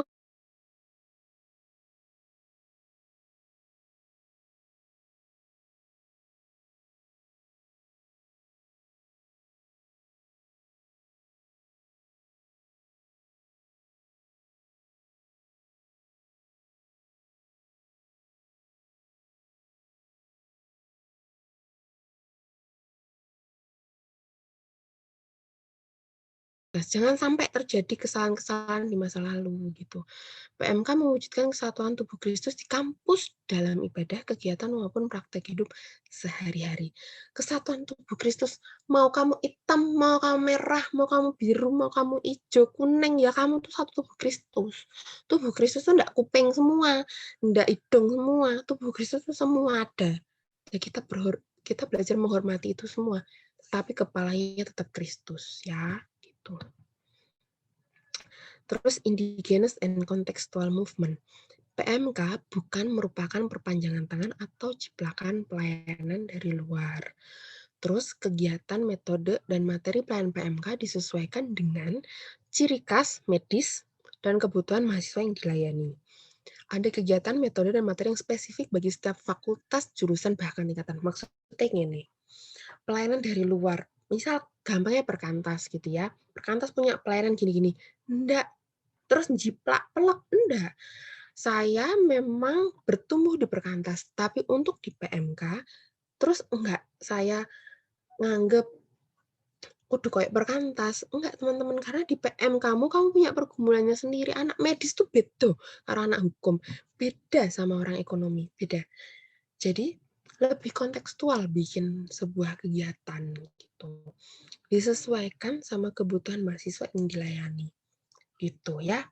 Dan orang perkantas tuh hanya membantu, oh bikin PMK tuh harus begini, bikin PMK tuh ngenet toh gitu ya. Ngarah-ngarahin aja. Tapi selebihnya kamu yang membuat tema itu disesuaikan sama fakultasmu medis gitu. Belajar dari PA bagian apa ya, yang Tuhan menyembuhkan orang buta gitu misalnya ya. Misal kamu medis ya kamu bahas juga butanya kenapa kayak gitu. Jadi akhirnya ternyata kuasa Tuhan tuh luar biasa ya, bisa membuat orang tuh benar-benar bisa melihat lagi. Kayak gitu-gitu. Nah, jadi disesuaikan dengan konteks yang sedang digumulkan itu akan lebih nanjak. Terus yang terakhir, Student Initiative and Responsibility. PMK bukan perpanjangan tangan sama atau bawahan lembaga siapapun. Jadi ini inisiatifmu membuat PMK itu inisiatif dari para alumni sebelum kita yang terus diteruskan sampai hari ini. Jadi kalau seperti itu pemimpin PMK itu mahasiswa itu, bukan terus pihak lain gitu ya, yang dari gereja, enggak gitu. Saya pun bantuin juga enggak terus ngajarin aja, tapi keputusan semua yang bikinan kalian gitu. Setiap program PMK merupakan inisiatif dan tanggung jawab mahasiswa. Kalau udah punya inisiatif A, dikerjain, belajar bertanggung jawab sampai selesai. Nggak punya ide, terus ditinggal tengah jalan. Itu harus belajar juga, responsibility-nya harus bagus. Terus kalau PMK-nya jatuh, itu juga tanggung jawabmu. Kalau KTB-nya terus kacau, itu juga tanggung jawabmu gitu. Bukan tanggung jawab orang lain, ya. Nah, terus yang terakhir, ternyata ini yang terakhir. Faith and Science Integration. Nah, ini juga penting. Jadilah kesaksian di bagian ini, teman-teman. Studi adalah bagian dari pelayanan dan sarana pencapaian visi. Karena tadi visinya tuh, kalau yang zaman dulu tuh ada profesionalnya. Jadi dokter yang profesional juga. Jangan jadi dokter yang ecek-ecek gitu. Kalian tuh jadi tenaga medis kudu pinter. Apa yang kalian urusin tuh ciptaan Tuhan yang segambar dan seturut dengan gambaran Allahi. Kamu nggak pinter, piye? Ayo, nanti salah nyuntik, piye? Nyuntik benzatin penisilin, ngopilosnya salah. Gimana? Sakit banget. Aduh, jadi harus pinter ya. Studi itu bagian dari pelayanan. Kok nanti jadi dokter pinter kan kamu didatengin banyak pasien, terus kamu bisa bersaksi sama banyak orang. Kalau nanti jadi dokter suka-suka salah ngasih resep, nggak ada yang percaya sama kita. Pusing dong, gitu ya. Nah, pelayanan di PMK harusnya tidak membuat studi terlantar. Jadi nek rapat bar jam 5 bar ora terus nek zaman dulu ya, karena dulu masih offline gitu, seringnya terus kemana-kemana, akhirnya waktu belajarnya kurang, nggak boleh gitu. Terus ada kegiatan dan materi di pembinaan di PMK yang mencakup integrasi antara iman dan ilmu. Misal baksos gitu ya, tentiran-tentiran, disertai doa, sertai kesaksian kayak gitu. Itu juga bisa jadi salah satu program. Jadi tagline-nya tuh harus 100% studi, 100% pelayanan. Jangan terus pelayanan kesannya kayak menghambat studi. Nggak boleh. Nah, terus akhirnya setelah kita sudah tahu filosofi itu apa, visi misi PMK itu apa, terus karakteristik PMK itu seperti itu, strateginya gimana ya Kak Janjane? Yang kita kerjain itu ya cuma ini, 3. Kelompok besar, kelompok kecil, kelompok diskusi, terus yang akhirnya kalian dengan kreativitas itu dikembangkan di setiap PMK, setiap tahunnya beda-beda itu monggo, tapi sebenarnya strateginya ini, gitu ya. Kita mengerjakan 4T, terus kegiatan-kegiatannya karakteristiknya seperti tadi di kelompok besar, membuat banyak mahasiswa akhirnya melihat, oh ternyata PMK nggak sama kayak gereja. Nggak cuma belajar firman Tuhan. Oh, kalau misal PJS tuh ternyata ada tentiran. Boleh loh tentiran waktu di PJS menurutku loh. Kayak gitu. Terus misal kelompok kecil, besoknya mau ujian, ternyata kakaknya asdos. Ya enggak apa-apa kalau kamu mau tentiri adik KTB-mu, ternyata adik KTB-mu enggak mudeng anatomi, ya mbok ajari gitu loh. Gimana caranya anatomi belajar itu. Boleh. Jadi bagaimana caranya kita menerapkan seni dan ilmu yang udah kita terima, filosofi, visi, misi 4P itu dalam semua kegiatan kita, tetapi tidak meninggalkan karakteristik PMK kita, gitu. Itu nanti akan berdampak, orang akan lihat bahwa memang nggak sama kayak di gereja, nggak sama kayak persekutuan saya di tempat lain. Dan kalau terus ada orang yang, aku mau bikin itu sama, nah itu yang harus kamu kick gitu, kamu harus bisa berani pasang badan untuk tegesin bahwa ini PMK FK Undip, benderanya ya PMK FK Undip, bukan bendera dari kelompok yang lain gitu. Terus kalau misal perlu ada kelompok diskusi gitu ya boleh, mau bikin seminar yang undang fakultas lain tentang misal okultisme gitu-gitu juga nggak apa-apa. Dilihat dari sisi medis, dari sisi psikiatri gitu kan bisa. Jadi teman-teman strateginya kalau mau diringkas sebenarnya 3, tapi kemudian bisa dikembangkan. Nah, udah banyak program yang sudah muncul di kepala setelah dijelaskan. Ting ting ting ting ting ting ting. Pasti banyak, nggak ditulis, ben tak ngantuk. Gitu. Saran saya habis ini punya kurikulum pelayanan, ya. Biar nanti terutama yang si acara, si doa, oh harusnya tuh gini ya, harusnya tuh gini, gitu. Jadi nanti bisa berbagi, bisa lebih terstruktur, karena kalau dipikir-pikir kita tuh punya waktu sebentar, belum nanti dipotong ujian, gitu. Bulan-bulan ujian tuh kan pasti nggak ada PJS. Nah, bagaimana di waktu-waktu PJS yang sempit itu bisa kamu hadirkan dan bisa membuat adik-adik itu terproses dengan baik yang sampai akhirnya dia bisa lulus menjadi sesuai dengan visi misi kita, gitu.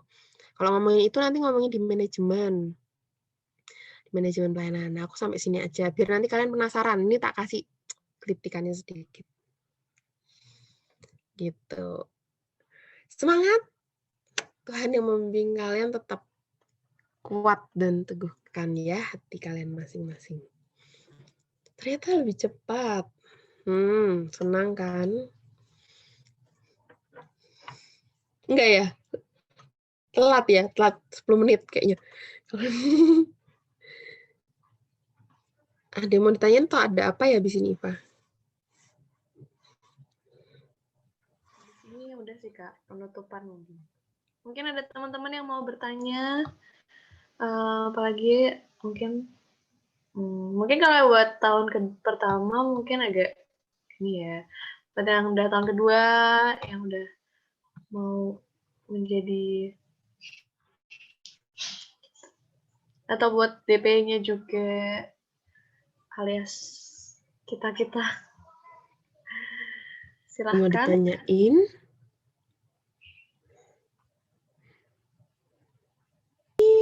Aku gelap ya.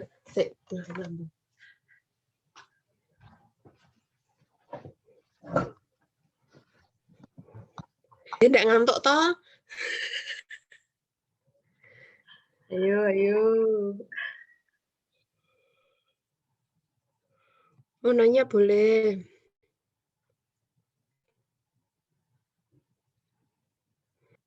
Kalau aku tuh dulu pakai kurikulum tuh cuma buat guideline.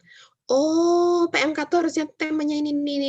Nah, nanti kita berkembang sendiri sesuai kebutuhan sama kreativitas si acaranya, departemen acara gitu. Karena jangan membatasi teman-teman, karena kadang malah teman-teman itu lebih kreatif. Kalau kurikulum yang bikin orang-orang tua, zaman-zaman dulu toh. Nah, itu benar-benar untuk guideline aja, biar teman-teman juga ngerasa ini PMK tuh punya dia gitu loh. PMK ini punya dia, jadi dia kemudian bertanggung jawabnya lebih baik. Kalau dia ngerasa, ini bukan PMK-ku, terus akhirnya kalau ada apa-apa dia kayak lepas tangan, biasanya yang gitu. Ideku nggak dipakai. Jangan sampai ada kayak gitu. Kak, aku mau tanya boleh nggak Kak? Alah, apa sih? Males. Serius tahu. Apa, Mbak?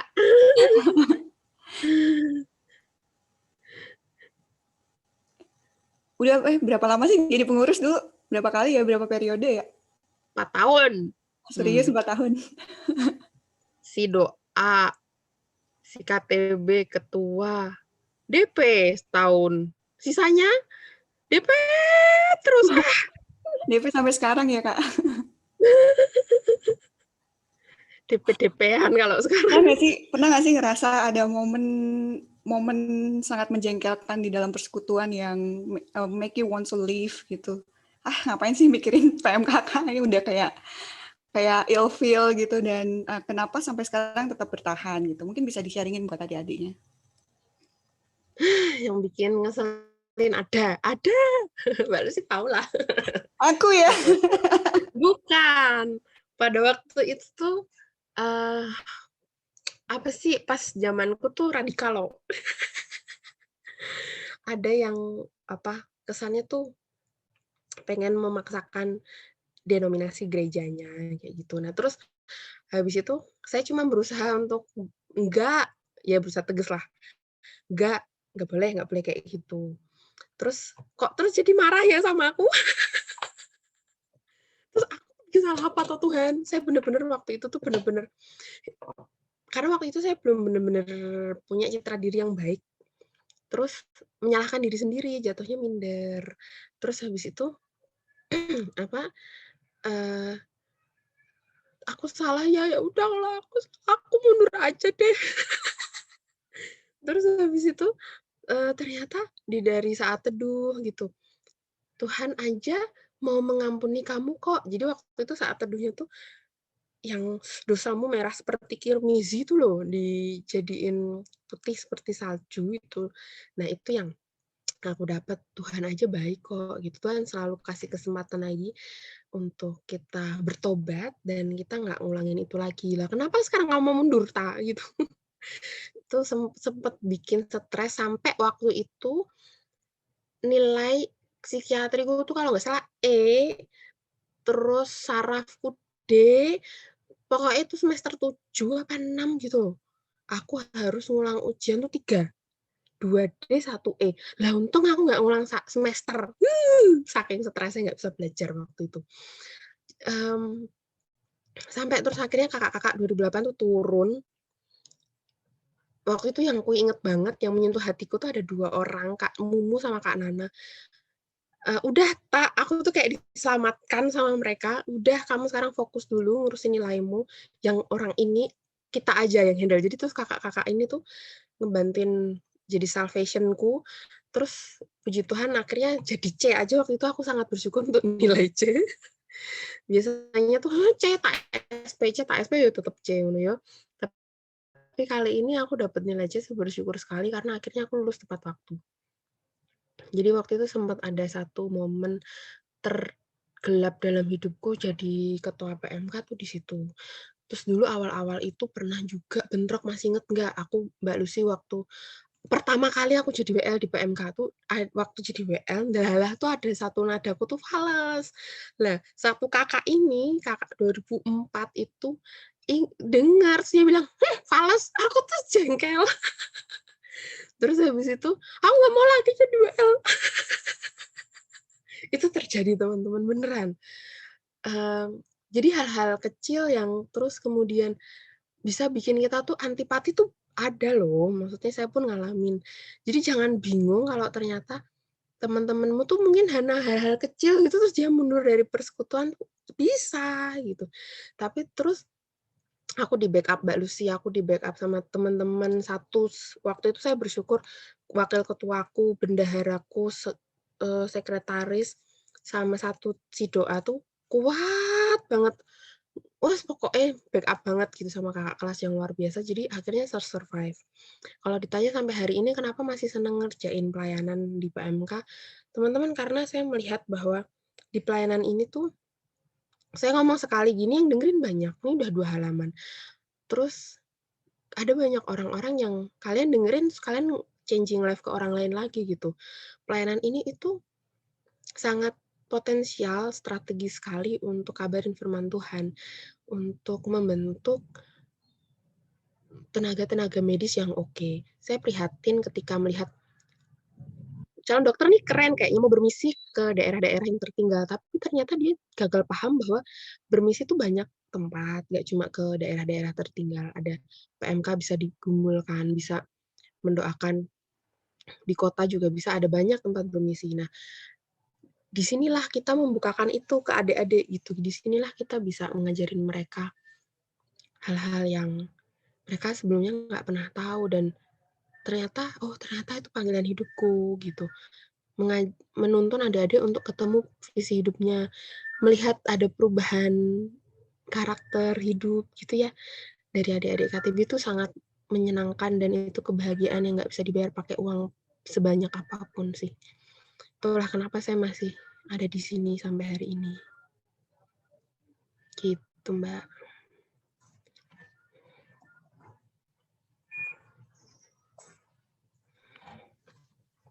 Masih terjawab Kak Lucy? Ya pasti terjawab. Ya. Ada lagi teman-teman yang mau bertanya? Kak Tata mungkin kayak tadi Kak Tata tuh gatel banget mau nanya. Tata, abis ini kita KTB ya. Nggak ada, sudah sangat jelas Kak Tita. Mungkin ini aja Kakak mau Kak. tanya gimana caranya jadi DP seumur hidup gitu. Waktu aku Kalau DP abadi nih Kak Tata nih. Kak Tita DP. nakal. Mungkin ini Karena kan Kak, nggak jauh beda sama Tita ya. mungkin ini Kak buat adik-adik yang baru ya, terutama kayak pengalaman mungkin dari Iva dan aku atau Kak Tita, itu kayak baru bener-bener memahami gitu ya, kayak filosofi ini kayak ketika sudah lewat gitu, maksudnya kayak ketika nggak sedang aktif-aktifnya gitu Kak, ya maksudnya pengalaman gitu ya. Nah kira-kira ada nggak Kak mungkin tips atau mungkin saran dari Kak Tita buat adik-adik yang calon pengurus ini, bagaimana untuk bisa menghidupi atau kayak benar-benar mengerjakan filosofi ini gitu, maksudnya ketika nanti di dalam kepengurusan ini Kak, mungkin atau gimana gitu Kak buat adik-adik yang baru. Belajar aja, saranku. Jadi cepat beradaptasi, cepat matanya tuh dibuka lebar. Oh, ternyata tuh permasalahannya di PMK tuh banyak gitu ya. Contoh gampang di KTB, teman-teman KTB tuh ada yang stabil, tekun sampai akhir. Ada yang di awal semangat terus hilang. Ada yang di awal nih hilang, terus semangat di akhir gitu.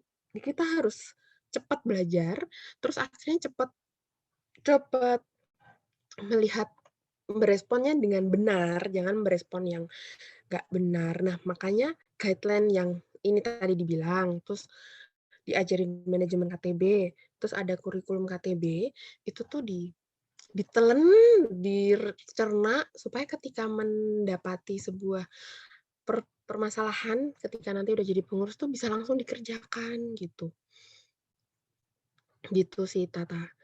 Karena nanti biasanya memang baru ngeh kalau udah jadi DP, kalau udah lulus, udah lengser tuh karena dia udah, oh harusnya tuh gitu. Karena nggak dibaca lagi. Karena apa, pada saat awal didapat masih bingung, pas udah ngejalanin akhirnya ngerti, tapi terus itu nggak dibaca lagi materi di awal. Nah saranku, materi-materi ini PPT-nya diminta, dirangkum sendiri, dimasukin di buku pegangan pengurus, terus bisa dibaca lagi kalau misalnya nanti ada masalah, ada tantangan, hambatan gitu, biar nanti jadi pegangan, gitu. Saya pernah bikin kok buku pegangan pengurus, masih ada enggak? Masih ada Kak. Nah, kasih coba. Itu kayaknya perlu diperbarui lagi ya Kak. Ya itu kan tulisannya edisi 1. Nah, berharapnya sampai edisi berikutnya. Tata siap membimbing kok Kak. Apa? Tata siap ikut membimbing juga. Nah, kan?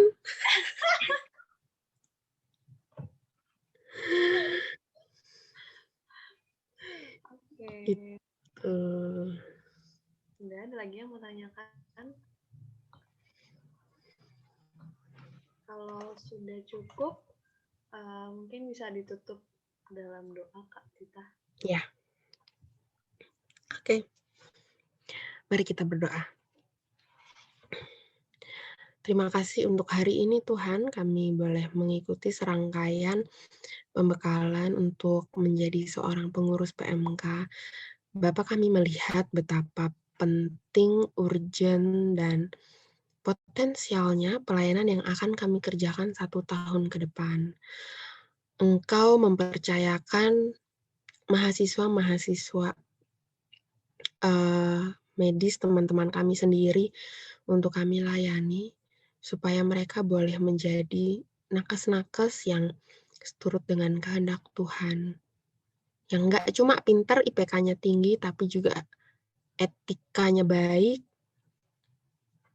kerohaniannya baik, sehingga mereka boleh menjadi seseorang yang mumpuni, dipercaya banyak orang untuk mengerjakan banyak kegiatan.